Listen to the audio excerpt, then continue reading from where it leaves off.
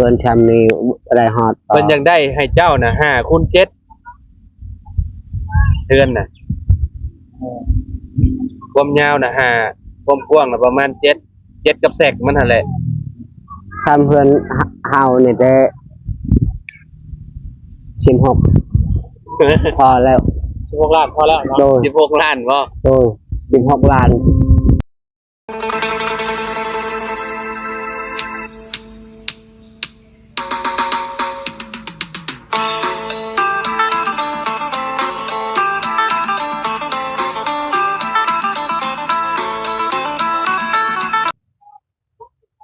กราบสบายดีสวัสดี FC เบิร์ดสุขุทุกคนเด้อพี่น้องเด้อเนาะบ่ว่าสิอยู่ในและก็ต่างประเทศเนาะก็ยินดีต้อนรับเข้าสู่ช่องบ่าวลาวเด้อพี่น้องเนาะเอามื้อนี้พี่น้องหลังจากที่ไปถามสร้างสร้างแหล่มาเป็นที่เรียบร้อยแล้วเนาะพี่น้องอยู่ที่บ้านน้องไส้เลยพี่น้องเอ้ยเนาะพอดีว่าเพิ่นบอกราคาสิสร้างบ้านให้พ่อตู่อเดียเลยเนาะค่าสร้างแหละพี่น้องเนาะเพิ่นบอกว่า25 ล้านสำหรับพี่น้องเอ้ยเนาะก็ถือว่าแพงอยู่เลยพี่น้องเอ้ยเนาะเพราะว่าเฮือนน้องน้ำน่ะเป็นทรงโมเดิร์นเนาะทรงโมเดิร์นน่ะอันน่ะ9x6เนาะเฮือนน้องน้ำพี่น้องราคา25 ล้านเราว่าเฮ็ดง่ายทรงนั้นเราว่าพี่น้องทรงเฮือนน้องน้ำน่ะเนาะแต่ว่าเฮือนทรงประตูอเดียนี่คือกันกับเพื่อนน้องปูนาพี่น้องเนาะทรงแบบนั้นทรงแบบซองสั้นนะพี่น้องเนาะแบบว่าทรงลังซ้อนเนาะว่าง่ายๆเพิ่นว่าเฮ็ดยากแน่พี่น้องเนาะก็เลยว่าบอกราคามาประมาณ25 ล้านพี่น้องเนาะเฮาก็สิมาพูดคุยกันกับบ่าวบุญสารวัตรเพิ่นแล้วก็ทางประตูอเดียนำพี่น้องเนาะว่าสิจังใดพี่น้องเนาะไปพี่น้องเดี๋ยวขอไปหาทางบ่าวบุญกับประตูอเดียพี่น้องโดยพี่น้องเนาะสบายดีบ่าวบุญโดยสบายดีเด้อพี่น้องเด้อเนาะโดยลมมาคือฝนสิตกฝนมาแล้วนี่มากงานเข้าแล้วบาดนี่ตู้อนุญาตเด้อขออนุญาตเด้อเอานี่เฮ็ดเฮือนนี่จักได้แพงบ่ไปล้มขาสร้างมาแล้วกินนี่หากระถามสร้างหนึ่งเพิ่นว่าอยากได้25 ล้านว่าซั่นบ่ได้แล้วชำนาญงามบ่มันเฮ็ดบ่เฮาแจ้งผู้ใหญ่ไปแล้วกินนี่ว่าก็เพิ่นก็ยังบ่ได้ตอบกลับมาเพราะว่าอยู่ทางเพิ่นนั่นเด้กลางคืนเด้โอ้ยโดยเพื่อนชำนี่อะไรฮอดเพิ่นยังได้ให้เจ้าน่ะ5 x 7เดือนน่ะความยาวน่ะ5ความกว้างน่ะประมาณ7กับแสกมันหั่นแหละชำเพื่อนเฮาเนี่ยจะ16พอแล้ว16 ล้านพอแล้วเนาะ16 ล้านบ่โดย16 ล้านเราไปคิดเฮาอยู่แล้วเนาะประมาณเนาะประมาณ15-16 ล้านตอนนั้นเฮาคิดว่าประมาณ16บ่16ก็15แหละพี่น้องประมาณนี้แหละเนาะแต่ว่าแต่ว่ามันคือเพิ่นเว้าแล้วเพิ่นว่ามันเฮ็ดยากเพิ่นว่านะคะแนนว่าทรงคือเฮือนน้องปูนาทรงคือเฮือนน้องเอสน่ะก็สิประมาณนั้นประมาณ15-16 ล้านบ่บุญเด้อเพราะว่าทรงน่ะเด้ทรงโมเดิร์นเด้มันเฮ็ดง่ายเพิ่นว่าหั่นน่ะแต่ทรงตัวนี้จะยากเพิ่นว่าแต่ลองถามอีกเบิ่งเนาะถามอีกสร้างอื่นเด้อแม่นมีสร้างใดที่ว่าสิแนะนำมาให้เฮ็ดมีอยู่บ่ในบ้านตู้เขาอยู่จักบ่ถามเบิ่งหลายสร้างบ่แต่ว่าก็ต้องให้งานละเอียดได้ตู้เอ้ยงานงามอะไรออกมาแบบว่าโอ้ยก็ใหญ่เพิ่นพึงพอใจหั่นแหละคิดเฮาก็งามกว่าบ่งามได้แต่เฮือนอยู่แล้วนะโอ้มันบ่ได้ตู้ได้เงินต้องให้งามมันเฮ็ดเฮือนงามนี่ก็โมดอยากได้เงินหลายเงินงามหมู่จากได้หลายบ่ได้หลายเอาคิดบ่มีเงินนี่ได้15นี่แหละให้นั่นแหละเดี๋ยวอันทางผู้ใหญ่ใจดีเพิ่นนั่นน่ะก่อนรอฟังคำตอบจากเพิ่นก่อนตามเรื่องเจ้าเฮาคือโดยตามนี้แหละเฮาเว้าท่านว่าเพิ่นว่าตกลงราคา25 ล้านหรือว่าลดลงมาอีกจัก22หรือ23 ล้านก็จังว่ากันนั่นนี่อันนี้ก็ลองเนาะประมาณนี้เนาะลองต่อเพิ่นว่า เพิ่นความคิดเพิ่นน่ะมาเฮือนพ่อตู้แล้วยันแบบว่าบ่มีแนวอยู่แนวกินหันนะแบบเพิ่นก็คิดแต่ต้นนั้นนำว่าซั่นหันนะแต่ว่าการเดินทางเด้เพราะว่าเพิ่นอยู่พุ่นเพิ่นบ่ได้มานอนพี่หันนะเพิ่นเที่ยวเอาหันนะเวลามาแล้วก็ต้องซื้อกับปุงกับข้าวมากินเองประมาณนี้นะตู้ โดย แนวอยู่แนวกินพร้อมอะไรพระเจ้าก็สิบวกพระเจ้าไปหั่นน่ะเราก็บอกอยู่ว่าเวลาทีมงานมาก็สิซื้อมาฝากมาต้อนอยู่ดอกแต่ว่าเพิ่นก็ว่ามันก็บ่ปานใดเพิ่นว่านะเจ้าว่าแนวใดบ่บูดความคิดเห็นของเจ้าก็มีเพลงปล่อยแล้วก็ว่าถ้าขึ้นมันต้องหาล่าคือว่ามีเพลงโคตรเนาะ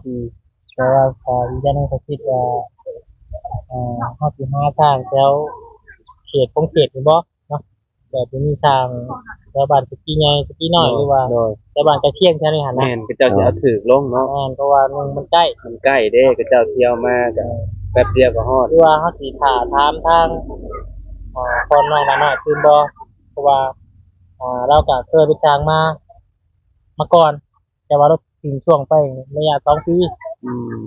เราพักผ่อนอย่างเงี้ย เฮาเว้านี่เนาะ แล้วก็สิฮู้คนหลายอยู่เดือนสอง โดย นี่เฮาเว้าหน่อยเดียวนี่เว้ากับพอชัยนะอยากได้งามเฮ็ดงามก็ได้มัน แล้วก็เห็นเราเฮ็ดบ่ โดย เราเฮ็ดงานนี่บ่ อ้าวเฮือนในบ้านชาแลวนี่มันเฮ็ดงัวตัวหนึงประเทศไทยเจ้าอยากได้เขาเฮ็ดนำขึ้นโลด งานใหม่เนาะ โดยว่า ต้องก็ต้องถามเจ้าโตเราอีกบัดนี้ถามเจ้าโตพ่อน้องหลานน้อยอีกว่าเราอันสิเฮ็ดได้บ่สักนี้หั่นนะ เจ้าเห็นแล้วเฮือนแปลนบ้านชาแลวก็เบื้องบ้านนี้มันเฮ็ด แข่งทางบ่ แคมทางเฮ็ดบ้านนี้ว่าโตๆเลยเฮ็ดคนเดียวมันเฮ็ดโอ้ยมันเฮ็ดดุมันแผ่นไอ้ก็เจ้าอยากได้ อยากได้แบบใดเราเห็นให้ได้ นั่น แล้วก็น่าสิเป็นสร้างสร้างปูนสร้างไม้แล้ว นี่เบิ่งนี่เฮาเห็นมันเฮ็ดนี่ตัวหนึงนี่อันเห็นเฮ็ดเฮือนอยู่บ้านแกงกอบเบิ่งนี่เฮือนนี่ละเฮือนเฮ็ดแปลงใหม่นี่ อันนี้เฮือนอยู่นี่เฮือนนี่นี่เฮือนอยู่นี่แล้วเป็น บ่ต้องไปเบิ่งตัวจริงนำหั่นแหละตัว ว่าตอนนี้น่ะสร้างพอน้องละน้อยนี่ก็ยังติดอีกอย่างหนึงก็ยังติดห้องน้ำเพื่อนน้องน้อยเฮ็ดห้องน้ำอยู่ โดย ประมาณอาทิตย์หนึงเราสามารถเฮ็ดแล้ว โดย วันนี้ก็ทางแล้วจากทางนั้นก็จะเฮ็ดห้องน้ำอีกตอนนั้นสิขาทั้งพอน้องละน้อยก็มันก็สิดนพี่น้องเนาะ เอาดนโน้ย เพราะว่าเราเฮ็ด2 งาน โดย เพื่อสิแล้วห้องน้ำตัวนี้แล้วต้องห้องน้ำโน่นไล่2 อาทิตย์ โดย บัดนี้เฮาก็อยากเร่ง มันยามฝน มันยามฝนเลยขึ้นในแล้วมันฝนสิตกแล้วเพื่อเฮาสิสั่งไม้สั่งตอกมาเลย มันยุ่งยากเลย ยุงยักษ์ก็หมดเดือนนี่ก็ฉักให้ก็แล้ว แม่น เพราะว่าจะป้าเฮ็ดมันแล้วมีแต่ว่าสิลองปรึกษาเบิ่งทางพอน้องละน้อยตื่นเนาะแต่ว่าเราสิเฮ็ดห้องน้ำต่อตัวนั้นน่ะจ้ะถ้าเราหาทางไปอื่นให้ลองเบิ่งมีอะไรเป็นเนาะบัดนี้เฮาก็ถ้าว่าสิหาทางให้ทางใหม่ที่ว่าเฮายังเคยร่วมงานกันนี่ก็เฮาก็ยังบ่มีความมั่นใจอีก บ้านบ่มีความมันจะเฮาบ่เห็นผลงานกับเจ้าเด้อ คนงานกับเจ้าบัดเฮาอยู่ขาสร้างที่เพื่อร่วมงานมาเนี่ยก็คือแพงขึ้นบัดนี้ และมีแต่ถ้าฟังทางแม่เพิ่นพุ่นแหละคันว่าแม่เพิ่นจ้างได้ก็เฮาก็ตามนั้นตามเพิ่นนั่นแหละเพราะว่าเพิ่นอยากได้แล้วเด้อยากได้สร้าง โตอันนั้นน่ะถ้าได้โนอยากได้เฮ็ดเฮือนพอดำบ่ได้ห้า เฮือนไผ เฮือนพอด เฮือนน้องน้ำบ่ ำเฮือนงาม 25ล้าน ๆจาก5ล้าน โดย แต่มันลังไง แต่หลังใหญ่ หลังไง แม่น นี่ก็หลังน้อยนี่ได้5ชามล้าน มันก็บ่ได้ใกล้เพราะมันได้เนาะ แม่นมันก็บ่ได้ใกล้สกีคือกันมันก็ แต่ว่าแล้วมันคือว่าต้องหาล่ะ 25ล้านเมื่อกี้นี่ก็โทรไปหาเราอยู่ได้กินนี่ เจ้าคิดผิดบ่วะบ่เราอะบ่ได้คิดผิดเราอะมันเฮ็ดยากอะลีเราอะตรงแบบนั้นเราสิชมเพื่อนซามอนก็งามอยู่เด้ งองงอน จะว่าบ่ เราเห็นแล้ว อ้าวสมมุติเราก็ไปถ่ายมาแล้วเนาะเพื่อนซามอนก็ได้รอปรึกษากันอีก เราปรึกษาตื้มแล้วก็ แล้วถาม แต่ทั้ง แม่เพิ่น ทางอาจารย์ลองถามทั้งแม่หรือว่าเฉพาะเงินตื้มอีก แม่นเฮาเซตไปหาบอกเพิ่นแล้วแหละเพิ่นก็ว่าโอเคเดี๋ยวบัดเพิ่นตื่นไปแล้วเดี๋ยวจังสิให้คำตอบอีกอันว่าเอ่อน้องพ่อน้องละน้อยเนาะพ่อน้องละน้อย แต่ว่าทีมงานนั่นน่ะทางเฮ็ดบ้านน้องม่อนนี่เพิ่นก็สิว่าจังได๋เพิ่นก็ว่างอยู่แต่ว่าก็บ่ฮู้ว่าลุงเฮิมเพิ่นสิพาไปบ้านนั่นน่ะบ่พาไปบ้านเสาค่ำบ่เลยนั่นแหละเพราะว่าเสาค่ำเราก็มีผู้ใหญ่ซอยเรามาเด้เรื่องเฮ็ดเรือนเฮ็ดจานเรานี่แหละอืมมันรอรอบ่ได้เลยฮอดใกล้น่ะฝนเห็นมันตกคุมื้อแทบทุกมื้อเลยนี่พี่น้องเอ้ยเนาะ ขอปรึกษาด้วยกันอีกคนหนึ่ง โดยแต่ช่างอันนั้นก็คือจะแนวใดเนาะช่างเฮ็ดเดือนต้องใช้กับมันบ่ผ่านเลยเด้จ้ะเออ เฮ็ดเฮือนก็งามคือจะ ฮะ คนใหม่ๆอีก คนใหม่ๆมาได้ตุ จะหามช่างใหม่ แล้วจุมเฮาก็บ่ฮู้จักปานใดเด้อจ้ะ หาก่อ มี น แต่ถามพอน้องละน้อย มัน เฮ็ดเฮือนใหม่นี่โอ้ค่อนข้างสิละเอียดอยู่เด้อพี่น้องคันว่าบางไม้บางหยังแบบห่างเกินไปมันก็บ่งามอีก การต่อกัน การต่อกันหยังมันช่างบางเจ้าก็โอ้เฮ็ดแบบซุรุ่ยซุรี่หันน่ะพี่น้องเอ้ย ก็บ่คักอีกเนาะเฮาผู้ที่ว่าเฮามานี่ช่วยเหลือเฮาก็อยากให้แต่งเรือนงามมาแหล้วเนาะให้อยู่แน่นหนาหั่นน่ะเนาะอืม อันนี้เจ้าหาก่อนค่อยๆ โดย เงินล้านนี่เงินแสนนี่อยากได้ลายนี่อุ้ยบ่ได้อยู่แล้ว เออตัวขึ้นล่างขึ้นแซดนี่หาบ่ได้แล้วนะ หา ตัว บ่ได้แล้ว กาจ้างก็บักแพงอยู่ โอ้ เนาะ แพงโพดนี่ยอมแล้ว ต้องหาล้านนี่จักปีตู่สมมุติว่าหา แต่ว่าไรฮอตปีหนึ่ง ค่อนข้างสิเนาะว่าแล้วพี่น้องเนาะ นี่แต่ว่านั้นนี่เนาะแต่ว่าสร้างยังหาบ่ได้จ้ะนี่แต่ว่าในระหว่างเขารอสร้างเนาะอาจารย์ไปปรึกษาทางอาจารย์อันนี้คือในระหว่างเขารอสร้างเนาะเขาก็สร้างใหม่มาก่อนบ่เจ้ามีงบเพื่อเพิ่นสิไปหาตัดหาง่ายเพื่อสิมาได้จังได๋ ทั้งแม่เพิ่นว่าคันว่าได้สร้างนะให้สร้างคำนวณให้เพิ่นว่าคำนวณให้เลยเพิ่นว่าคำนวณให้แล้วก็สร้างแต่นั้นข่อยเร่งหาสร้างนั่นนี่นะข่อยอยากได้สร้างมันเพิ่นมาแล้วให้เพิ่นคำนวณให้เลยแล้วก็สิให้เจ้าสร้างไม้ให้แบบสร้างไม้แบบมันต้องใช้ตรงนั้นเท่านั้นเท่านี้โตหั่นน่ะแล้วเอาให้มันแบบมันชัวร์ๆหั่นน่ะว่าบุญเนาะเจ้าว่าเท่าใดมีแต่ ด้านพวกสวรรค์นั่นก็ต้อง นี่แหละข่อยสิไปปรึกษานำแม่เพิ่นอีกเทื่อนึงนั่นแหละคันว่าแม่เพิ่นว่าเพิ่นสู้ได้ก็นั่นแหละคือสิเอาสร้างนั่นแหละไปได้ดอกก็ แต่ว่าสร้างนำไปเฮ็ดเนียบอยู่เนาะสร้าง แม่น อันนี้คืองามเนี่ย ๆโดย แต่ก็ฝีมือเราดีอยู่เรางามอยู่เราเฮ็ด งาม แต่มันก็จะแพงแต่ ลงคลิปไปเรียบร้อยแล้วกินนี่นะแม่เพิ่นมาสิเห็นอยู่ดอกเนาะพี่น้อ ต้อง งหาร้านทุกอย่างนี่เจ้าที่ไปร้านเนาะ นะอันนี้เนี่ยเฉพ